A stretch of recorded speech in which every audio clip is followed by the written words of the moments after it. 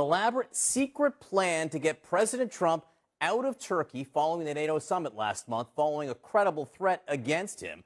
According to the Washington Post, it was an Iranian assassination threat against the president that prompted this really extraordinary operation. Now, Trump had originally boarded Air Force One.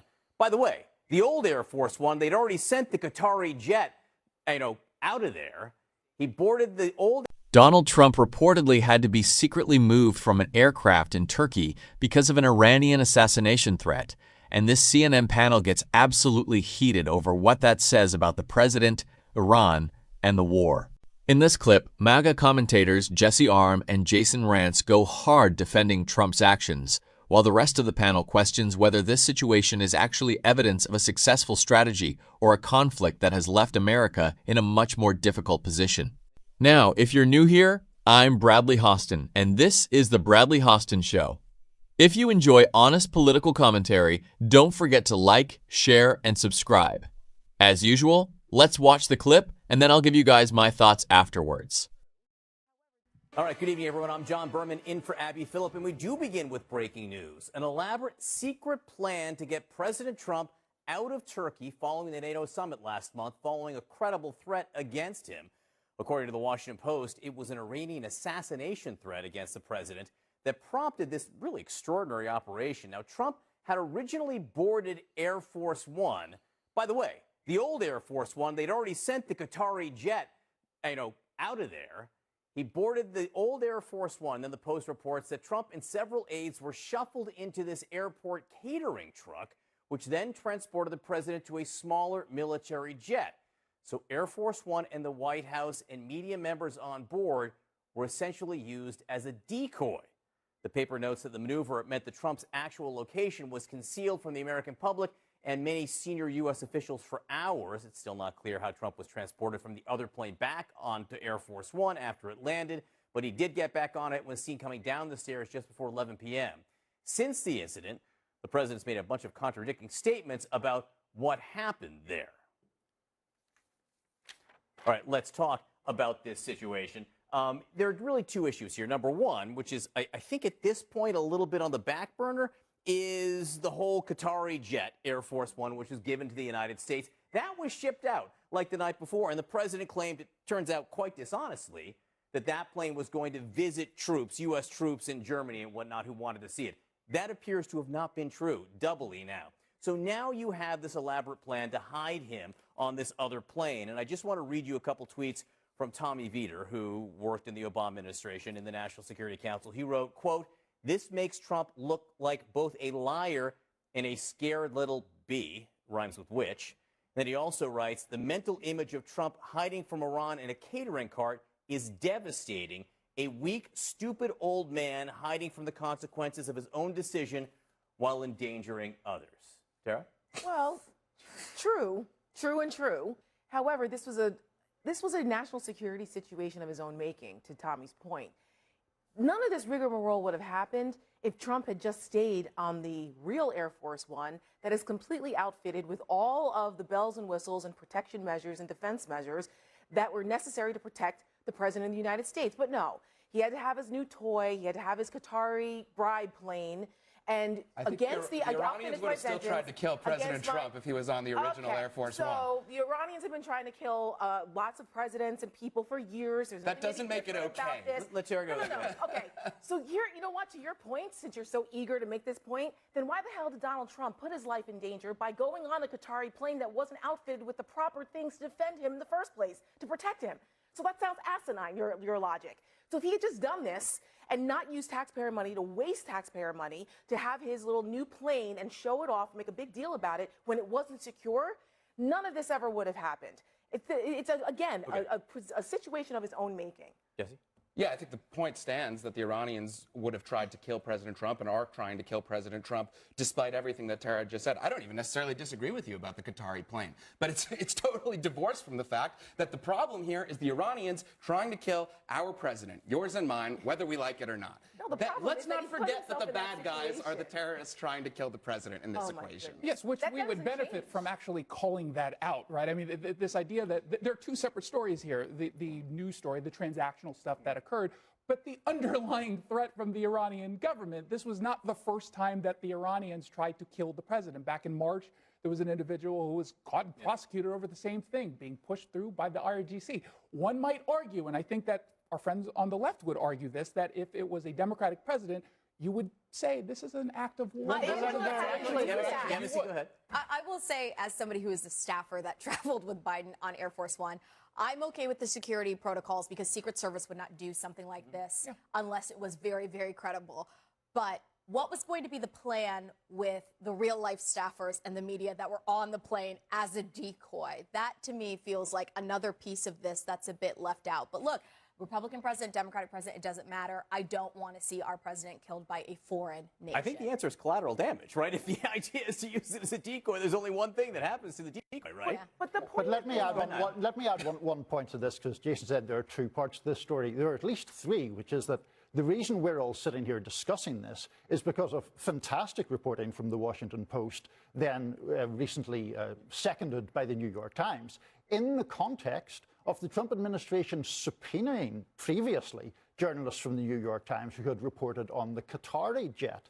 So the fact that we all know this now, it's a bizarre story. It doesn't particularly inspire me with confidence that the President of the United States is hiding in a catering truck. But I do think it's worth paying tribute to our journalistic colleagues who have actually brought this out. I am always willing to give credit to the journalists there. Let me add a fourth aspect to this story. This doesn't seem like a particularly weak Islamic Republic of Iran right now if the president is forced to hide in a catering truck by this country he's been at war with, for months, right? He wasn't cowering in a catering truck. Well, you couldn't see him. He wasn't. I mean, he was using that as a vehicle to get to another plane for security purposes, most likely, as you point out, because Secret Service said, this is the way we need to handle this. So it seems odd to frame it in that way. And the Tommy Vietor the tweets are absolute lunacy. I mean, that is a ridiculous way to frame a security protocol to protect the United States of America, almost as if they're goading him to go into situations in which there's another assassination attempt on his life. Okay. I don't know what the practical matter is of that, other than to try to shame him for not being the subject of an Iranian plot to murder him? You're ignoring why the Secret Service had to make that change, why that he was put in that position, is because he did not take Air Force One, the original Air Force One that is completely... That's not true. But that's not true. That is factually inaccurate. So we're the saying folks that we were talking about, just one point. Okay. The folks that we're talking about, the so-called decoys, were on the old Air Force One. Right. So yes, they were there. So despite the fact that that has the top-of-the-line security... Before all of that, it was before all of that, he flew to Turkey. They didn't target that plane. No, you didn't have that plane, and he could not fly from back home from Turkey because that plane was not properly Okay, that is not. I will say this. I will say this. He did not listen to national security folks about that. He certainly could not fly in the Qatari jet. Right. That's true. But they also determined he couldn't fly on the 747 that had been serving as Air Force One for some time. So they had to go to option C there. And Niall, just to my point, if we can just address this for 1 second. If not, you take out the cowering and a catering truck for Tommy Vietor. This is still the Iranians dictating actions by the President of the United States. Yeah, 100%. And also to the other point that you made, actions that the old Air Force One, the traditional Air Force One, was not formidable enough for them to feel safe traveling in. This, with all due respect to Tara, isn't really about the Qatari jet. It's about the fact that the dangers were apparently so acute that there was no plane that he could safely travel on and be known to be traveling on it. They took him off, or they decided against using the traditional Air Force One because he was under such threat from this nation that he sort of demeans as a minnow that has been overwhelmed by American military firepower. Can we just rewind a hot sec? You said this is evidence that the Iranians are somehow stronger or more emboldened than we... I didn't say than us. I just said... Than we anticipate. And an emboldened Iran. Sure. I disagree. I think that this is a regime that doesn't even have a supreme leader, okay, at this point.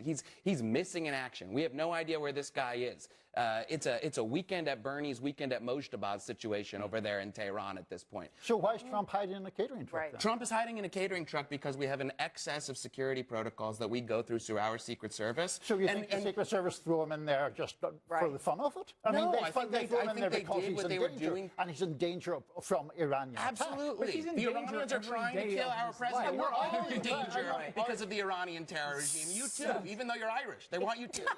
Yeah, this is at a tennis match, looking back and forth here. Let me move this along ever so slightly and to follow off your point there, because if the Iranian regime is in shambles, as you say, why is it that the president keeps shifting his positions in negotiations with them? The Wall Street Journal reporting today that Trump has been laying the groundwork to declare victory, even floating the idea of walking away without a nuclear deal. This embassy is the low-keying of negotiations with Iran. We'll just leave things as they are. They'll keep, the remnants of the nuclear program for now.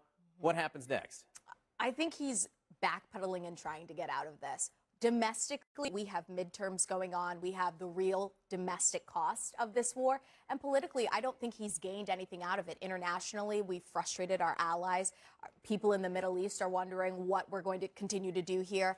The Strait of Hormuz, which has been this nexus for everything, still remains this piece of the puzzle that we are not able to get control over. And I also want to point out, nuclear, Strait of Hormuz, there's also a humanitarian element. We went into this country with the idea that we were also going to save people because this was a regime that was oppressing them.